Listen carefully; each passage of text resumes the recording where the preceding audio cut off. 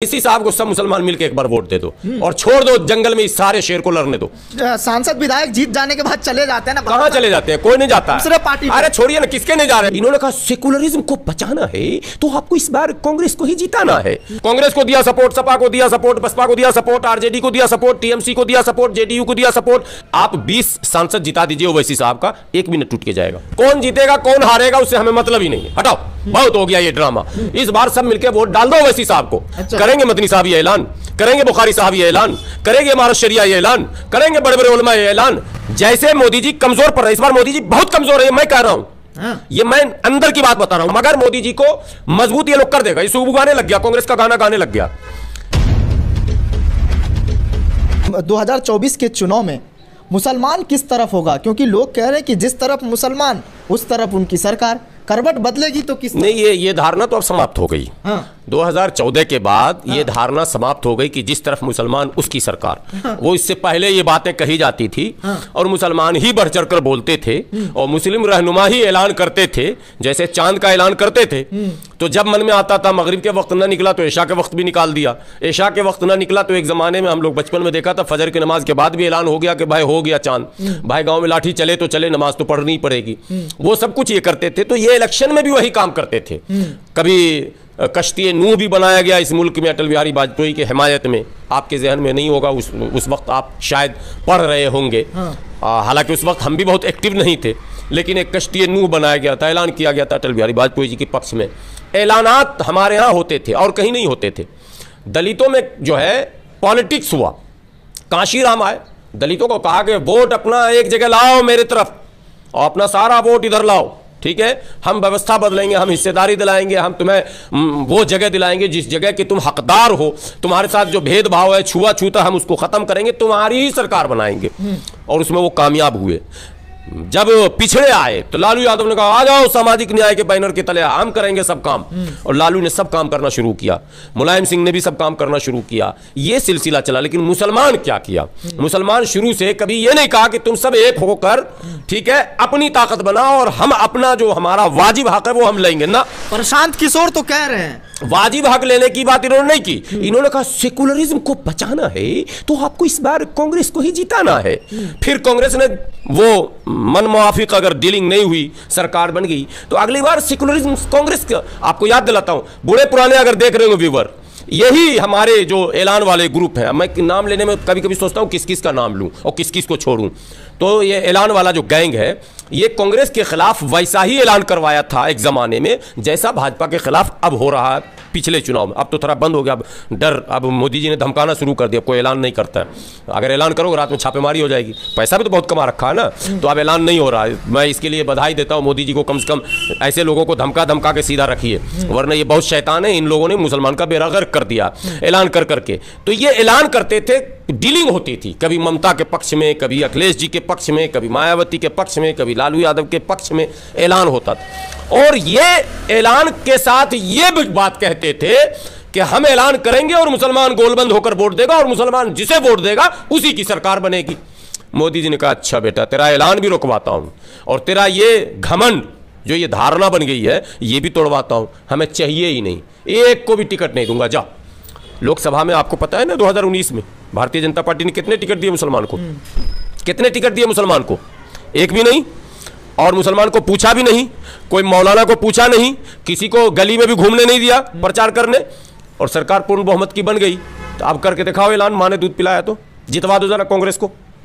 फिर सुगबुगा रहा है जैसे मोदी जी कमजोर पड़ रहे। इस बार मोदी जी बहुत कमजोर है, मैं कह रहा हूं, ये मैं अंदर की बात बता रहा हूं, मगर मोदी जी को मजबूत ये लोग कर देगा। ये सुगबुगाने लग गया, कांग्रेस का गाना गाने लग गया, ठीक है। अब ये कांग्रेस की गाना जैसे गा रहा ना, अंडोले रे मंडोले रे, मेरा दिल का गया करार रे, जल्दी से राहुल सरकार रे, मतलब समझिए मोदी जी आ जाएंगे, 100% मोदी जी आएंगे। इंडिया अलायंस में इतनी बड़ी बड़ी पार्टियां हैं, लेकिन ये मौलवी ना हमारे ग्रुप ना सक्रिय हो गए हैं। ये इनकी सक्रियता ही भाजपा को लाएगी।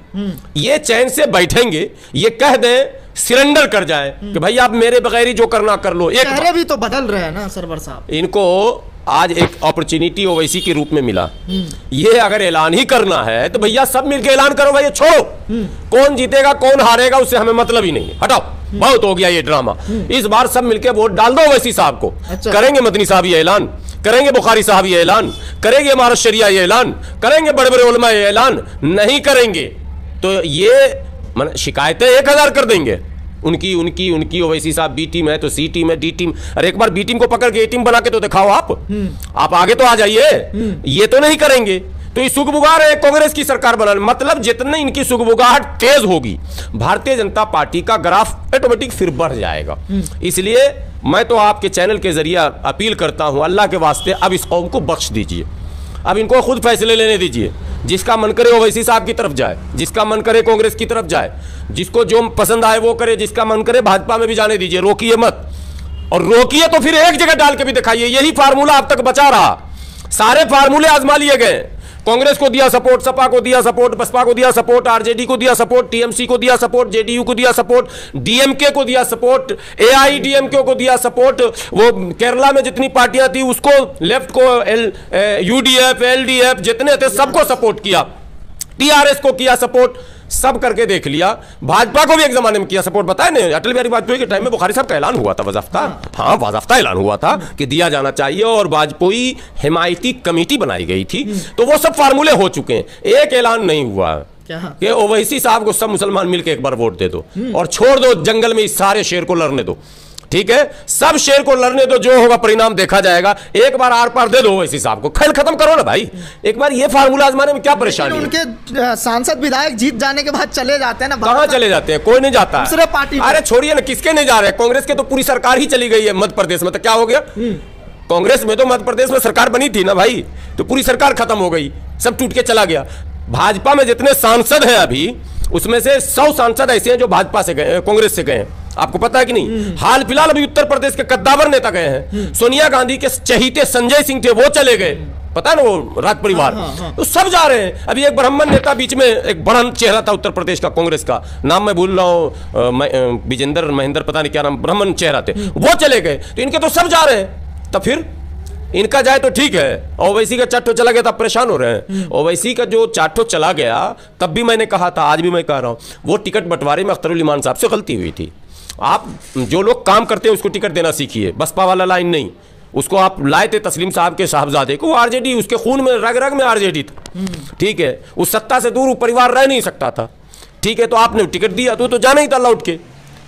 आपको देना चाहिए था चतुर्वेदी साहब को टिकट, आपने दिया नहीं। चतुर्वेदी साहब को दिए होते, लिख के ले जाइए, कभी ना बदलते, वो पार्टी का दायरा भी बढ़ता। तो ये पार्टी को भी सोचना है। अब वो चीजें होती है, गलतियां हुई है तो सुधार भी होगी, लेकिन ये कहना कि टूटता है, कहीं टूटता नहीं है। टूटता है, टूटने दीजिए।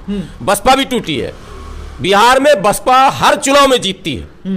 कोई चुनाव विधानसभा का ऐसा नहीं कि बसपा ने खाता न खोला हो। अभी जो सरकार है मौजूदा, और जो जमा खान है जेडीयू के मंत्री, वो बसपा से जीत के आए। ये पता है कि नहीं आपको? बसपा से जीत के आए हैं, चले गए जेडीयू में, तो क्या हो गया? बसपा खत्म हो गया।